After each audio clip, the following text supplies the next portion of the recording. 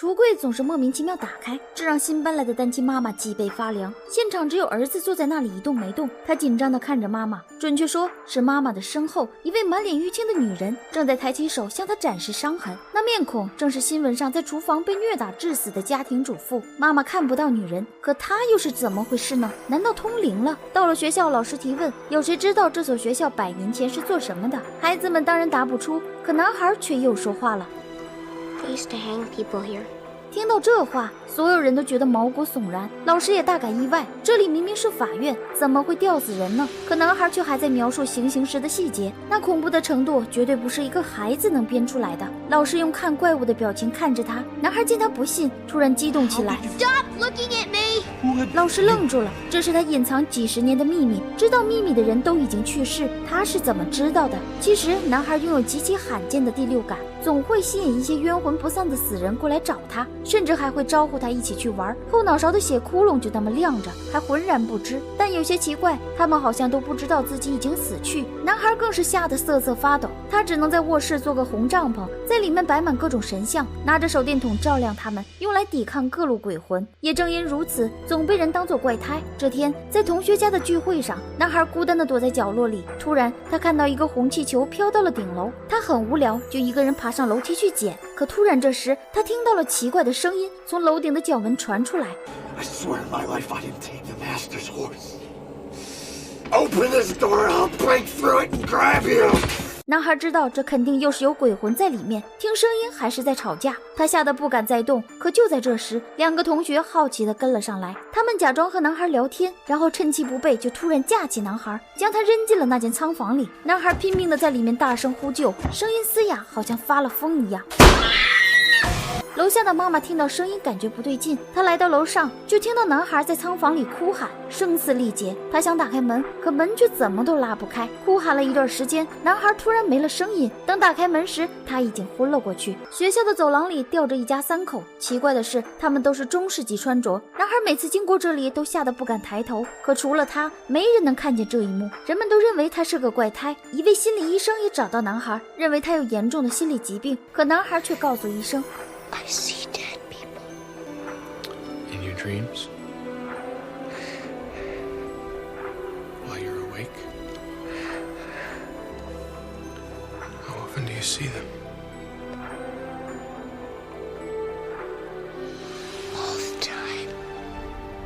他的话让医生脊背发凉，但他还是不信。之所以找到他，是因为几个月前的一件惨事。一位情绪失常的患者突然闯进医生的家，他痛苦地哭泣，大声质问着医生。 I waited 10 years for you. I'm not giving you nothing. 说着就举起了枪。因为没能治好患者的病，医生陷入了深深的自责。直到他遇到这个男孩，他跟患者的病状像极了：单亲家庭、极度焦虑、个性孤僻，甚至都出现了见鬼的幻觉。医生想要治好这个男孩，就当成是对患者的弥补。他回到家里，不断地回放着死去患者的录音。这一次，他却有了惊人的发现。他倒过去听。 空旷的屋子里，竟然真的还有另一个人在说话。这次医生终于相信了，他们真的能看见灵魂。他赶紧跑去找到男孩，让男孩不再害怕。唯一的办法就是正视这些灵魂。也许他们是想寻求帮助，可男孩还是住在红帐篷里，整晚吓得不敢出来。可这一次，头顶的夹子突然崩开，男孩再一低头，就看见一个吐奶茶的阿飘出现在面前。男孩吓得赶紧逃出帐篷，跑到沙发后面躲着。可他突然想起医生的话，尽管依然很怕，他还是决定跟阿飘交流一下。果然，女孩并没有伤害他，而是请求男孩去参加她的葬礼。医生陪伴男孩来到一栋别墅，大厅摆着的遗像正是那个灵魂。男孩趁人不注意，来到了女孩的卧室，四处寻找起来。就在这时，一只手突然在床底伸了出来。他将床底的盒子推给男孩，请求他帮忙转交给父亲。男孩抱着盒子找到死者父亲，将盒子交给他。父亲打开一看，竟是一盒录像带，里面放着女儿生前喜欢玩的人偶。可画面一转，女孩的继母突然进来送吃的，她赶紧跑回床上装睡，而下一秒，继母竟然在食物里倒入了毒药，正好被女孩录了下来。原来她不是病死的。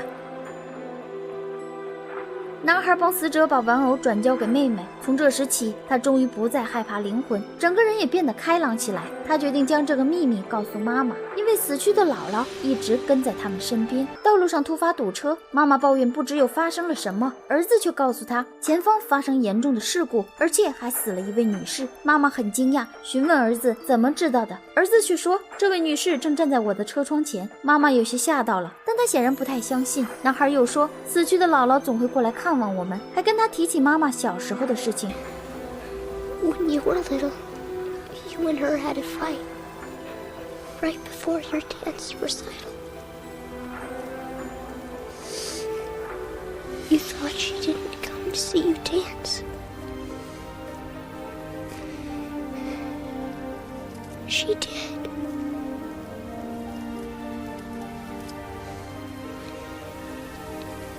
She hid in the back so you wouldn't see. She said you were like an angel. 妈妈终于绷不住了，这件事她从来没跟儿子说过。 You came to the place where they buried her. Asked her a question. She said the answer is every day.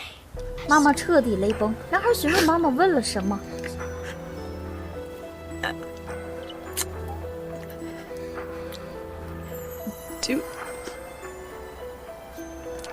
Do I make her proud? 男孩终于不再害怕鬼魂，他也变得开朗起来，甚至还能在表演开始之前和烧死的阿姨聊聊天。这一切都要感谢一直陪伴他的心理医生。表演结束后，男孩发现医生好像有心事，原来因为忙于工作，他一直疏忽了妻子，导致妻子接连几个月都不理他。男孩反过来开导医生，让他趁妻子睡着的时候过去道歉，妻子会听进去的。男孩还问以后能否再见面，医生笑着回答明天见。到了家里，妻子果然又睡在了客厅，电视上播放着他们结婚的视频。医生心疼的想叫妻子回房间去睡，可一翻身，一枚戒指却掉在地上。男人呆住了，他的婚戒怎么没在自己手上？他突然想到妻子一直不理自己，就连卧房的门也一直上锁。他转过身，一滩血迹赫然正在后腰。他这才知道自己早已在那次袭击中死去，可是一直放心不下妻子，才迟迟不肯离去。现在他终于放下心结，知道自己该走了。而这一次，妻子似乎听到了他说的话，第一次露出了笑容。